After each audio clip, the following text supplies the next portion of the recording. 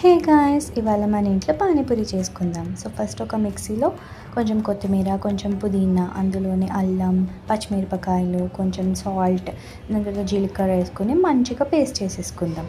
ఇప్పుడు కొంచెం చింతపండు నానబెట్టుకొని ఆ వాటర్ని కూడా ఆ పేస్ట్లో వేసేసుకుందాం. దానిలోనే ఒక లెమన్ పిండి వేసుకొని, దాని తర్వాత ఆమ్చూర్ పౌడర్, చాట్ మసాలా, కారం అన్నీ వేసేసుకుని వాటర్తో కలిపేసుకుందాం.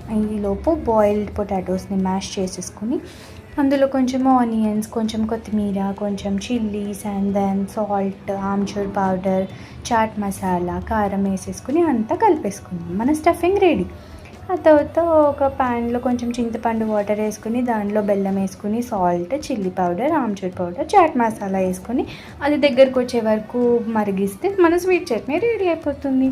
అండ్ ముందే ఇలా పూరీస్ని తెచ్చుకొని అవి ఫ్రై చేసేసుకుంటే పూరీస్ కూడా రెడీ అయిపోతాయి. అన్నీ కలిపేసుకుని ఇలా దగ్గర పెట్టుకొని మంచి పానీపూరి రెడీ అయిపోతుంది అనమాట.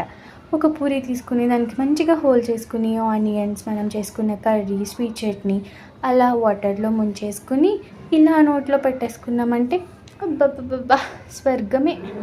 ఇంకా అలానే పనిలో పని దహీ పూరి కూడా చేసేసుకున్నాం.